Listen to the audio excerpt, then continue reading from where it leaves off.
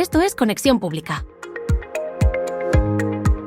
Bienvenidos a Conexión Pública. Esta semana cerramos varios círculos a la vez, no porque se agoten los temas, sino porque la inteligencia artificial empieza a mostrar algo que hasta ahora solo intuíamos. Ha dejado de crecer hacia afuera y empieza a presionar hacia adentro, dentro de las organizaciones, dentro de los sistemas, dentro de nuestras decisiones. A lo largo del episodio vamos a volver al origen del Deep Learning con Hinton, LeCun y Bengio, justo cuando el debate ya no está en si la tecnología funciona, sino en qué hacemos con ella cuando funciona demasiado bien. Veremos cómo la IA empieza a negociar contratos, reorganizar hospitales o decidir calendarios profesionales sin levantar la voz, pero con impacto real. Y nos detendremos en herramientas y prompts que no buscan acelerar sino sustraer complejidad, quitar capas, devolver criterio. Los artículos de la semana apuntan todos en la misma dirección. La ventaja ya no está en adoptar antes, sino en saber qué no delegar, qué proteger y qué límites poner cuando la IA se convierte en infraestructura física, política y cultural. Este episodio no va de futuro, va de presente, de un presente en el que la inteligencia artificial deja de ser una promesa tecnológica y se convierte en una cuestión de gobierno, de identidad y de confianza. Comenzamos. Cada semana te acercamos en Conexión Pública a los dueños del algoritmo, figuras relevantes de las Big Tech, que están moldeando el ecosistema de la inteligencia artificial. El origen del Deep Learning, Hinton, LeCun y Bengio. Empezamos el episodio con el cierre de una serie que nos ha acompañado en las últimas 15 entregas y lo hacemos volviendo al origen, a las personas que hicieron posible que hoy estemos hablando de modelos agentes y asistentes como algo cotidiano. Geoffrey Hinton, Yann LeCun y Joshua Bengio no solo cambiaron una disciplina académica, reactivaron una idea que muchos daban por muerta y la convirtieron en la base de la inteligencia artificial moderna. Durante años, el campo de las redes neuronales sobrevivió en los márgenes. El conexionismo era visto como una promesa fallida, demasiado inestable y poco práctica frente a otros enfoques dominantes. Entre los años 80 y 2000, estos tres investigadores insistieron donde otros abandonaron. Demostraron que con datos, computación y métodos adecuados, las redes neuronales no solo funcionaban, sino que podían superar a los sistemas tradicionales en tareas reales como el reconocimiento de imágenes y de voz. Ese empeño acabó transformando el escepticismo en evidencia. El reconocimiento llegó en forma de símbolos, el premio Turing en 2018 y el premio Princesa de Asturias en 2022, certificaron algo más que trayectorias individuales. Confirmaron que la revolución de la IA no había nacido en una startup ni en un laboratorio corporativo, sino en décadas de investigación paciente. A partir de ahí, el salto del mundo académico a la industria fue inevitable. Google, Meta y otros gigantes comenzaron a construir sobre los cimientos que ellos habían colocado. Las trayectorias personales ayudan a entender ese impacto. Hinton, formado en el Reino Unido y afincado durante décadas en Canadá, fue clave en la popularización del backpropagation, el mecanismo que permite entrenar redes profundas de forma eficiente. LeCun, ingeniero francés, diseñó en los años 80 las redes convolucionales, hoy imprescindibles en visión por computadora y reconocimiento óptico de caracteres. Bengio, nacido en París y establecido en Montreal, impulsó el desarrollo de redes profundas y modelos probabilísticos que serían decisivos para el procesamiento del lenguaje natural. Pero si algo distingue a este trío hoy no es solo su legado técnico, sino la divergencia de sus miradas sobre el futuro. Hinton se ha convertido en una de las voces más críticas con el rumbo de la inteligencia artificial, alertando sobre riesgos existenciales y renunciando a su posición en Google para poder hablar con libertad. LeCun, desde Meta, rechaza el catastrofismo y defiende modelos abiertos, una IA que aprenda del mundo físico y que avance sin miedo paralizante. Bengio, por su parte, ha tomado un camino intermedio, impulsando iniciativas como Law Zero y defendiendo una IA segura por diseño con marcos éticos y regulatorios claros. Tres visiones distintas que nacen del mismo lugar, un conocimiento profundo de cómo funciona realmente la inteligencia artificial. No hablan desde la especulación, sino desde la experiencia de haberla construido pieza a pieza, y quizá por eso su debate resulta tan relevante ahora que la tecnología ha salido definitivamente del laboratorio. Cerramos así los dueños del algoritmo con una pregunta que no es retórica sino estructural. ¿Puede el Deep Learning conducirnos a una inteligencia general segura o necesitará límites regulatorios globales como los que empieza a dibujar la Ley de Inteligencia Artificial de la Unión Europea? Con esta última entrega termina el recorrido. Volver al origen no es nostalgia, es una forma de recordar que antes de los modelos estuvieron las personas y que entender la IA pasa inevitablemente por entender a quienes la hicieron posible.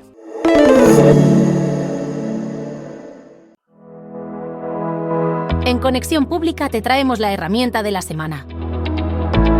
Longcut Video Avatar, cuando el avatar deja de parecer un bucle. Esta semana la herramienta no va de escribir mejor ni de resumir más rápido, va de dar cuerpo, tiempo y continuidad a una voz y de resolver uno de los grandes límites del vídeo generado con IA, que los avatares parezcan vivos solo durante unos segundos.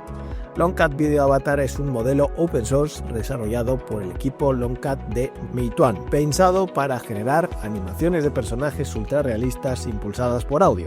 Su diferencia clave no está en la calidad de un plano corto, sino en algo mucho más difícil: sostener un personaje creíble durante vídeos largos, sin que se rompa la identidad, sin gestos repetitivos y sin ese efecto de estatua cuando el audio se detiene. Hasta ahora, muchos sistemas funcionaban bien en clips breves, pero en cuanto el vídeo se alargaba, aparecían los problemas: acumulación de errores, movimientos mecánicos, labios que seguían hablando en silencios o cuerpos completamente congelados. Longcut nace precisamente para atacar ese punto débil. El modelo permite generar vídeo a partir de audio y texto, combinar audio, texto e imagen o continuar un vídeo existente condicionado por una nueva pista de audio. En la práctica, eso significa que puede crear vídeos de duración ilimitada, mantener conversaciones largas, introducir varios personajes y conservar una identidad visual coherente durante todo el metraje. No es una demo pensada para anuncios de 30 segundos, sino una infraestructura para narrativas largas. Buena parte de ese salto está en las decisiones técnicas. Longcut introduce mecanismos diseñados para que el cuerpo siga vivo, incluso cuando no hay voz. Los movimientos no hablados se generan de forma natural, evitando esa rigidez tan común en otros avatares. También se corrige uno de los defectos más visibles del sector, el efecto copy-paste, cuando ciertos gestos o expresiones se repiten de forma idéntica a lo largo del vídeo.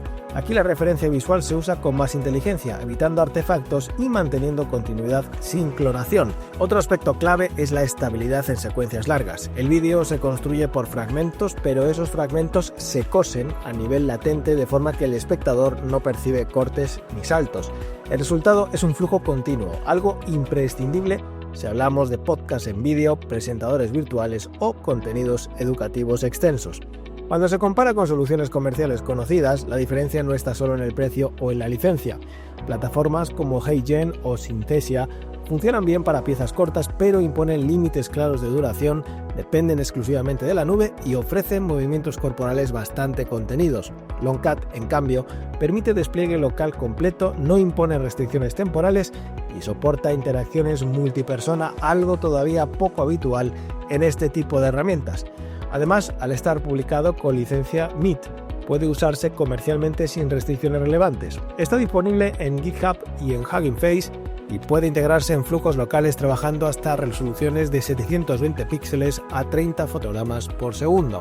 No es una herramienta plug and play para cualquiera, pero sí una base muy potente para equipos técnicos, creadores avanzados o proyectos que quieran mantener control total sobre el proceso. En términos de uso, el encaje es bastante claro. Presentadores virtuales que necesitan hablar durante minutos sin parecer un muñeco, podcast con avatares consistentes, contenido educativo donde la continuidad importa más que el impacto inicial, incluso formatos híbridos donde varias voces interactúan sin que el sistema se venga abajo. Longcut Video Avatar no es solo un generador de caras que hablan, es una señal de hacia dónde se mueve este campo: menos demos espectaculares y más sistemas capaces de sostener una presencia en el tiempo. Porque en cuanto el vídeo deja de ser corto, la credibilidad deja de ser un detalle técnico y se convierte en la condición básica para que el contenido funcione. Y ahí, esta herramienta marca una diferencia clara.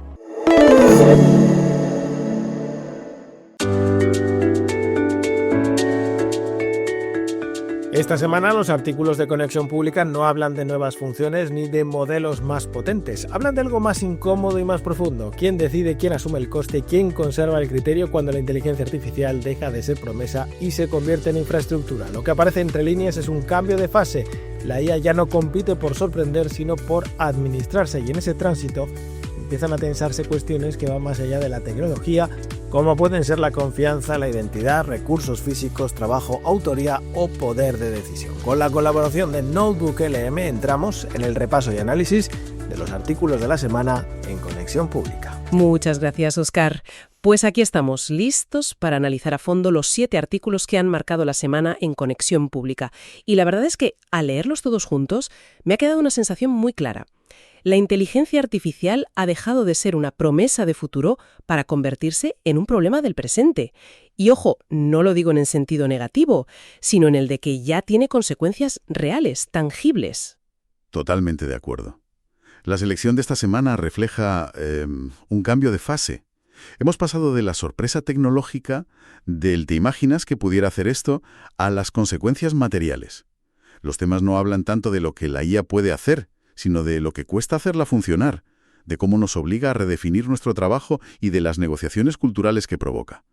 Es como si hubiéramos salido del laboratorio para entrar de lleno en la sociedad, con todo lo que eso implica. Pues vamos a desgranar todo esto, porque hay mucha tela que cortar. El primer gran bloque temático que hemos identificado nos ancla directamente en la realidad física y económica, porque siempre hablamos de la IA como si viviera en la nube, pero esa nube está hecha de edificios muy reales que consumen recursos muy reales. Y para empezar hay un artículo que a mí me ha parecido fascinante, titulado ¿Quién paga realmente el crecimiento de la inteligencia artificial? La idea central es que la IA ha dejado de ser software para convertirse en una industria pesada. Necesita una cantidad brutal de energía, de agua, de suelo, y claro, eso está empezando a generar conflictos muy terrenales. Es que el artículo introduce un concepto clave para entender lo que viene: la licencia social del cómputo. Ya no basta con tener la tecnología y el dinero. Las empresas ahora necesitan el permiso explícito de las comunidades para instalar sus centros de datos. La fricción ya no es solo técnica, se ha vuelto política y social. O sea que el problema ya no es si el centro de datos cabe en un terreno, sino si los vecinos te dejan enchufarlo. Me imagino las reuniones del ayuntamiento. Deben ser de todo menos aburridas. Exacto. El artículo menciona casos muy concretos de gobiernos locales, en sitios como Arizona o incluso en Holanda, que están bloqueando o retrasando proyectos de centros de datos a gran escala por la presión de los votantes. Y lo interesante es que no es un rechazo ideológico a la IA, es una reacción muy pragmática al coste de la vida. La gente ve que su factura de la luz sube o que hay riesgo de que las redes eléctricas se saturen y vota en consecuencia. La IA ha entrado en la política municipal. Claro, y si construir esa infraestructura física es tan caro y tan complicado políticamente, supongo que la presión para que el software que corre en ella genere dinero se vuelve brutal. ¿Es eso lo que le está pasando a OpenAI, según el otro artículo de la semana? Precisamente. El artículo «Cuando pagar deja de ser suficiente en el ecosistema OpenAI» analiza justo eso. OpenAI ha pasado de ser un laboratorio de investigación casi académico a una institución que necesita generar ingresos previsibles para sostener ese crecimiento monstruoso. Y para ello, está usando las herramientas clásicas de cualquier plataforma digital madura: la monetización agresiva. El artículo analiza 3 movimientos que a mí me parecen muy reveladores. El primero, los anuncios. Sí, la introducción de anuncios en ChatGPT, aunque se presenten como algo útil que aparece al final de la respuesta, es un punto de inflexión. Se instala una sospecha fundamental que antes no existía. ¿La respuesta que recibo es la más correcta y neutral o es la que de alguna manera le conviene a un anunciante? En una interfaz que se basa en el lenguaje y la confianza, la frontera entre contenido e influencia publicitaria es peligrosamente frágil. La idea de que la respuesta de una IA pueda estar patrocinada. Es que rompe el modelo de confianza por completo. Y el segundo movimiento que analiza el artículo es la estratificación de los usuarios, el famoso plan ChatGPT Go. Este punto es muy sutil pero muy importante. Crea una nueva jerarquía que rompe un contrato psicológico que teníamos con el software de consumo. De repente tienes 3 clases de ciudadanos digitales. Los usuarios gratuitos, que son el producto. Los usuarios que pagan una suscripción pero siguen viendo anuncios, algo casi inédito. Y finalmente los usuarios premium que tienen una experiencia sin fricciones. Se normaliza una desigualdad en el acceso al conocimiento que es muy explícita. Totalmente. El que puede pagar tiene acceso a una IA pura y el que no, a una con interferencias y posibles sesgos. Es una brecha digital de conocimiento muy potente. Y el tercer punto del artículo es la idea de la centralidad, que OpenAI se ha convertido en una especie de sol alrededor del cual gira todo el sistema. Sí, Se ha convertido en el centro de gravedad del ecosistema.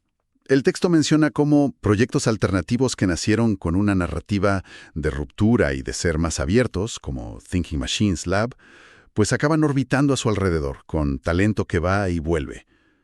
Escapar de su influencia es casi imposible, y eso legitima su posición no como una herramienta más, sino como una infraestructura inevitable, como la red eléctrica o el sistema de carreteras. Entendido.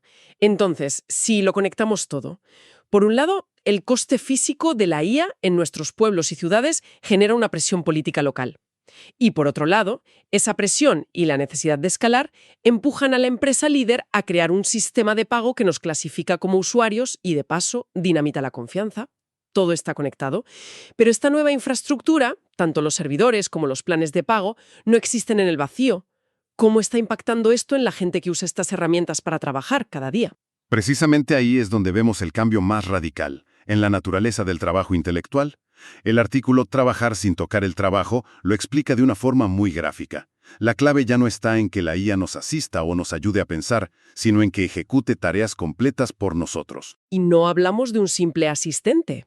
Lo que describe el artículo sobre agentes como Cloud Cowork es otra cosa.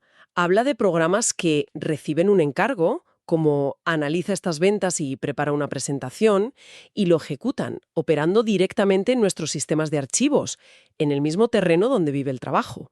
La delegación deja de ser una metáfora para convertirse en una acción literal. Me da un poco de vértigo, la verdad. Es que lo es. Y esto tiene dos consecuencias inmediatas. La primera es que el rol humano cambia drásticamente. Pasamos de ser ejecutores a ser orquestadores. Nuestra labor es diseñar el sistema, definir las reglas del juego y, lo más importante y difícil, evaluar la calidad del resultado final. Ahí quería llegar. Porque si yo no he hecho el trabajo, si no he pasado por el proceso de analizar los datos y montar la presentación, ¿cómo sé si el resultado que me da la IA es bueno, mediocre o directamente erróneo? Se medía a menudo por el esfuerzo invertido, las horas dedicadas. Era una coartada muy cómoda. Ahora, la calidad se mide exclusivamente por el valor real que produce el resultado, sin importar si ha tardado un minuto o una semana. Para muchos roles profesionales, ese cambio de paradigma es mucho más desestabilizador que la propia automatización de la tarea. Entiendo, pero esto me lleva a una paradoja. Si ahora todas las empresas tienen acceso a estos superempleados de IA que ejecutan tareas a la perfección, ¿no deberían ser todas mucho más productivas y originales? Sin embargo, el artículo La ventaja que se evapora cuando todos usan la misma IA parece sugerir justo lo contrario. Es la gran paradoja de la era de la IA. Lo que se produce, según el artículo, es un aplanamiento invisible. Las respuestas, los informes de mercado, las estrategias de marketing, todo converge en soluciones que son correctas, defendibles y previsibles, pero que carecen de singularidad. Porque los modelos de IA, al optimizar, tienden a repetir patrones estadísticos que ya han funcionado. Es como si todas las empresas empezaran a usar la misma plantilla perfecta para su plan de negocio. Todos los planes serían buenos, pero serían idénticos. Es la optimización matando la originalidad. Ganas en eficiencia lo que pierdes en diferenciación. Y el artículo apunta a un riesgo muy concreto. Que la IA reduce la discusión interna, el debate, se gana velocidad, pero se pierde esa fricción creativa, ese ¿y si lo hacemos de otra forma? Que es donde a menudo surge la verdadera innovación. Exacto. La ventaja competitiva ya no reside en tener acceso a la tecnología, que se ha convertido en una infraestructura compartida, una commodity. La ventaja vuelve a estar en lo que no es estandarizable, el conocimiento tácito de la organización, la cultura de toma de decisiones, y sobre todo, la estrategia que se define para gobernar el uso de esa IA. La diferencia vuelve a estar en las personas y la organización, no en la herramienta. Supongo que hay sectores donde esa singularidad y ese criterio propio no son solo una ventaja, sino su única razón de ser. Pienso, por ejemplo, en el periodismo. Es un ejemplo perfecto de esta reconfiguración. El artículo La presión invisible que obliga al periodismo a redefinirse analiza un informe muy reciente del Reuters Institute. La conclusión es demoledora. La IA generativa compite directamente con el periodismo industrial, el de volumen, el de cubrir ruedas de prensa y teletipos. Intentar competir ahí es una batalla perdida. Y lo interesante es que la respuesta de los medios más avispados no es intentar producir más rápido que la máquina, sino hacer una retirada estratégica. El artículo dice que se están retirando de la cobertura generalista que la IA puede hacer a escala para refugiarse en lo que no es automatizable. La investigación a fondo, el análisis con perspectiva y el reporteo original sobre el terreno. Es una decisión de pura supervivencia. Y al mismo tiempo buscan lo que el artículo llama refugios editoriales. Se están moviendo hacia formatos como el vídeo de autor, el audio o los eventos presenciales. No porque estos formatos sean inmunes a la IA, sino porque reconstruyen una relación directa y de confianza con la audiencia que la respuesta automática y anónima de un buscador no puede replicar. El objetivo ya no es competir por el volumen de información, sino por la comprensión de esa información. Es decir, si una máquina puede escribir la noticia del resultado de un partido, el periodista tiene que estar en el vestuario contando la historia que la máquina no puede ver. Es una retirada hacia el valor puro. Hemos hablado de la infraestructura, del trabajo, pero todo esto al final llega a la calle, a nuestra vida personal, y hay un artículo esta semana que me ha dejado pensando mucho, el que se titula Hablar en un mundo que ya no escucha igual. Es un texto muy potente. Plantea una idea que cambia nuestra percepción de la realidad. La voz ha dejado de ser una prueba irrefutable de presencia. Durante milenios, si escuchabas la voz de alguien, dabas por hecho que esa persona estaba ahí. Ese pacto se ha roto. La hemos convertido en un dato biométrico, en una llave para desbloquear el móvil, autorizar pagos. La tratamos como si fuera una huella dactilar, pero ahora resulta que se puede copiar a la perfección y en segundos. El artículo habla de la tecnología de clonación de voz que se puede ejecutar en local, en nuestro propio dispositivo. Y aquí es donde me surge una duda. Dispara. A ver si lo entiendo. La clonación de voz en la nube me da miedo porque mis datos de voz dependen de la política de privacidad de una empresa. Pero si la tecnología está en mi propio teléfono, ¿no debería eso darme más seguridad, más control? ¿Por qué el artículo dice que esto en realidad genera más desconfianza colectiva? Parece contraintuitivo. Es una gran paradoja, y el artículo la explica muy bien. Tienes razón en que la tecnología en local te devuelve la agencia, el control individual. Nadie más que tú tienes acceso a esa herramienta. El problema es que, cuando esa capacidad de clonar cualquier voz se vuelve accesible para todo el mundo, la confianza en el sistema se desploma. Ya no es una cuestión de si tú la usas bien o mal, es que sabes que cualquiera puede usarla, y eso te obliga a dudar de todo. Claro, dejas de fiarte por defecto. La llamada de tu madre pidiéndote dinero, el audio de tu jefe dándote una instrucción. Todo se vuelve sospechoso. Hemos pasado años aprendiendo a desconfiar de las imágenes photoshopeadas, a buscar el fallo. Ahora nos toca aprender, como un nuevo reflejo cultural, a desconfiar del oído.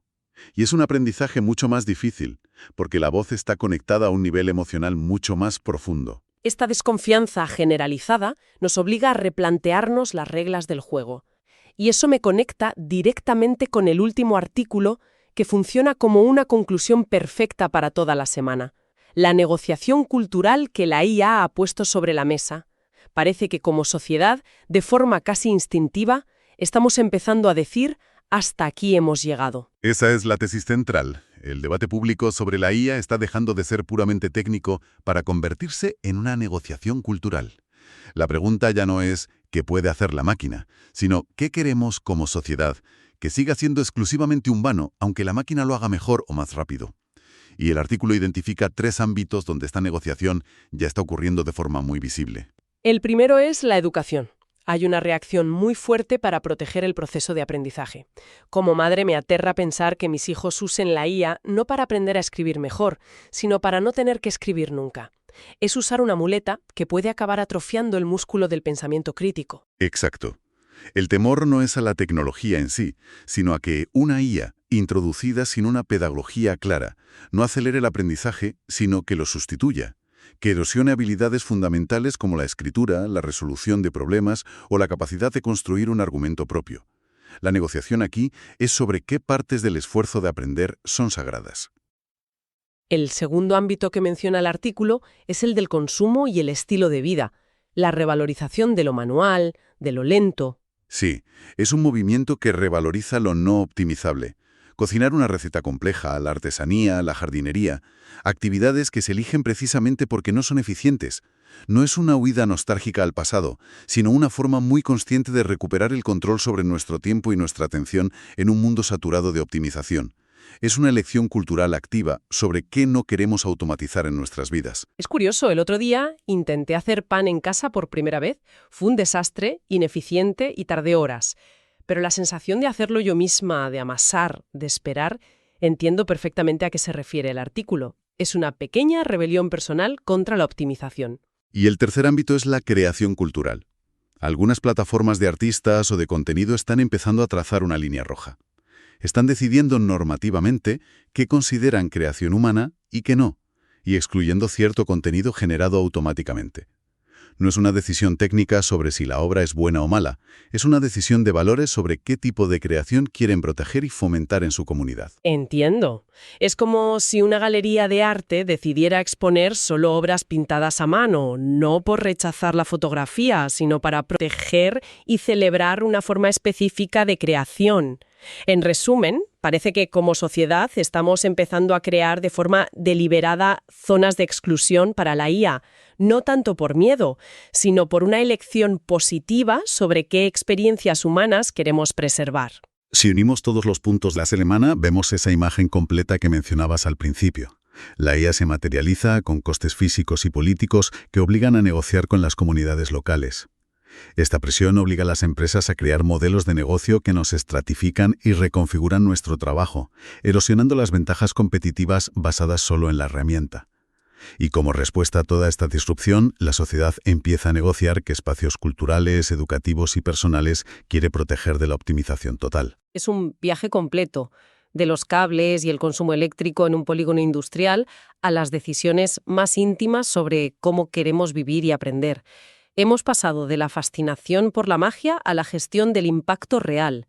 Y eso nos deja con una pregunta final para reflexionar, que se extrae de la lectura de varios de los artículos. La pregunta es la siguiente. Si la ejecución de las tareas, escribir un informe, analizar datos, programar, se vuelve un bien abundante y casi gratuito gracias a la IA, y lo verdaderamente escaso y valioso pasa a ser el criterio, el juicio y la capacidad de decidir qué es lo que importa, ¿estamos preparando a las personas y a las organizaciones para desarrollar precisamente esas habilidades? ¿O seguimos obsesionados con medir la eficiencia y la productividad que las máquinas ya nos están dando por defecto? Esta reflexión cerramos el análisis de la semana. Esperamos que les anime a leer los artículos completos en nuestra web, porque de verdad que merecen una lectura reposada. Y ahora seguimos con más cosas en Conexión Pública, como el prompt de la semana o ejemplos de cómo la IA se aplica ya en nuestra vida diaria.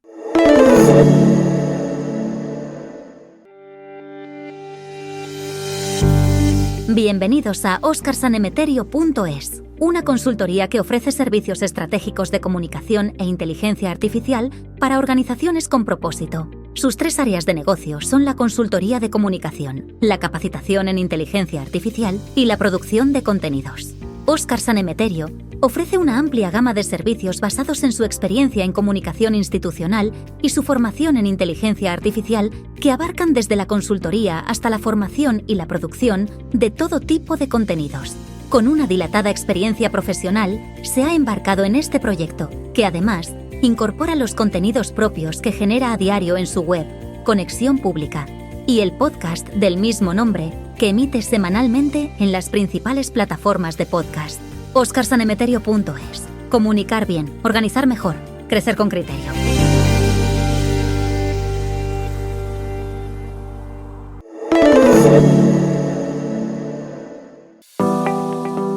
El prompt de la semana. Analista externo de simplificación organizativa. Esta semana el prompt no sirve para escribir mejor ni para producir más rápido. Sirve para algo mucho más incómodo y mucho más valioso: quitar complejidad. La mayoría de los problemas organizativos no nacen de una mala intención, sino de capas que se fueron añadiendo con el tiempo. Una aprobación más por seguridad, un comité por alineación, una herramienta duplicada por si acaso. Este prompt está diseñado para entrar ahí y preguntar sin rodeos qué sobra. El rol que le pedimos a la IA es muy concreto: actuar como analista externo de simplificación organizativa con criterio operativo y sin diplomacia innecesaria. No alguien que optimice lo que ya existe, sino alguien que lo cuestione desde fuera, sin historia emocional con la organización. El enunciado del PROM es este tal cual. Actúa como mi asesor de simplificación organizativa con criterio operativo y sin diplomacia innecesaria. Te voy a describir cómo se hace el trabajo hoy, no los resultados ni los problemas percibidos, sino los pasos reales, aprobaciones, herramientas, revisiones y coordinaciones implicadas. Tu tarea es 1. Identificar dónde hemos añadido complejidad innecesaria, procesos, reglas, aprobaciones, rituales o dependencias. 2. Explicar por qué existe esa complejidad, eligiendo entre causas como miedo al riesgo o al error, hábitos heredados que ya no se cuestionan, ambigüedad de responsabilidades o intentos mal diseñados de control o alineación. 3. Señalar qué podría eliminarse o simplificarse sin aumentar el riesgo real ni romper la operación. 4. Recomendar una única simplificación concreta que pueda imponer de inmediato esta semana, explicando qué se elimina o reduce, a quién afecta, qué ganamos en velocidad o claridad y qué riesgo asumimos realmente, si es que lo hay. Sé directo, práctico y estructural. No optimices el sistema actual, cuestiónalo. Estado actual del trabajo. Y aquí es donde pegas la descripción del proceso que quieres analizar. A partir de aquí la clave no está en el texto del PROM, sino en cómo se usa. El primer paso es describir procesos, no frustraciones. No sirve decir esto es lento, sirve decir cada decisión pasa por 3 aprobaciones, se documenta en 2 herramientas distintas y se revisa una vez al mes en comité. Cuanto más literal y aburrida sea la descripción, mejor funciona. El segundo paso es no justificar nada, no explicar por qué existe cada paso, ni defenderlo, solo enumerarlo. Herramientas, dependencias, paradas, excepciones, por si acaso, todo lo que normalmente damos por hecho. El tercer paso es dejar que la IA haga algo que a menudo evitamos, poner causa estructural al problema, no se quede en el síntoma, sino que señala si esa complejidad existe por miedo, por legado o porque nadie es realmente responsable. Y el cuarto paso es el más importante, exigir una sola acción inmediata, no una lista de mejoras, no un roadmap, una decisión concreta, algo que puedas quitar o reducir mañana mismo. Esa simplificación imponible esta semana es el corazón del ejercicio.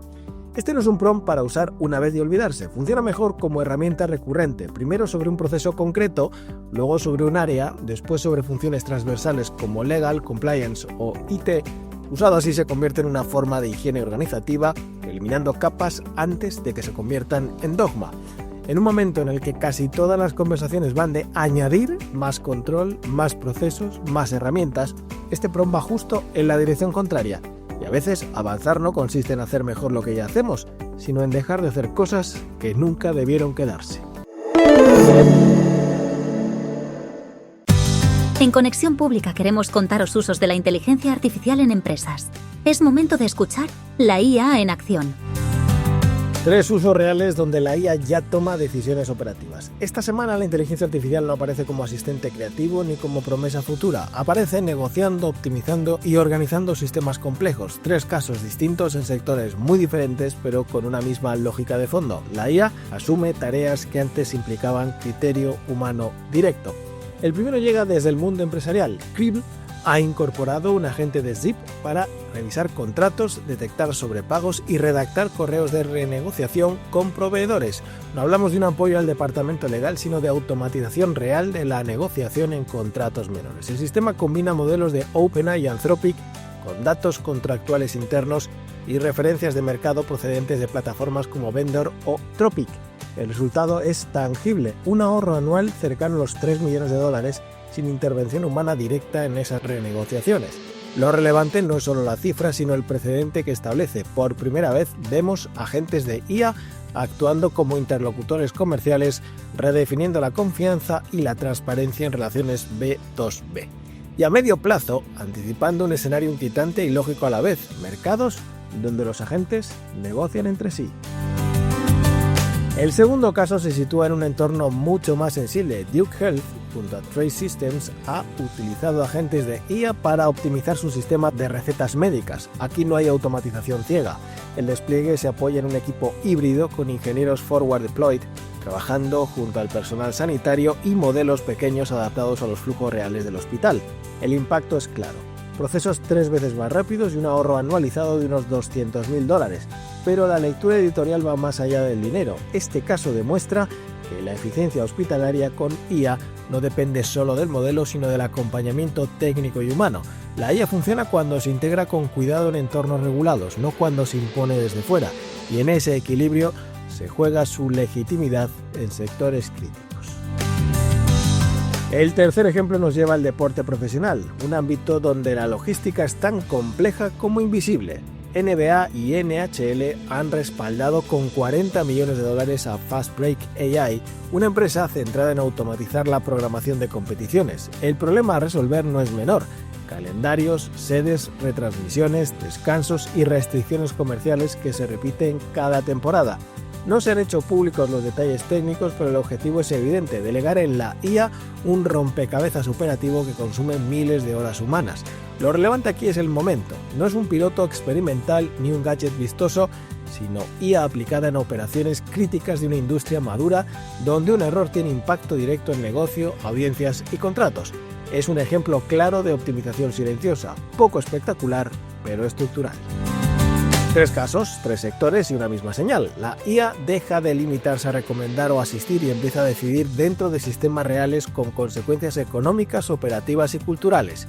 No siempre lo hará con grandes titulares, a veces lo hará en segundo plano, renegociando contratos, acelerando recetas o cuadrando calendarios, pero es ahí, en esa normalización silenciosa, donde la inteligencia artificial empieza a mostrar su verdadero alcance.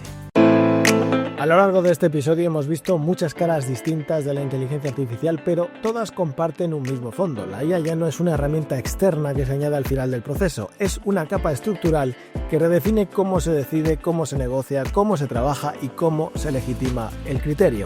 Cuando los modelos se parecen, cuando los agentes se ejecutan, cuando la infraestructura consume recursos físicos y capital político, la pregunta deja de ser técnica. La pregunta es: ¿quién gobierna el uso, quién asume el coste y quién responde cuando algo sale mal?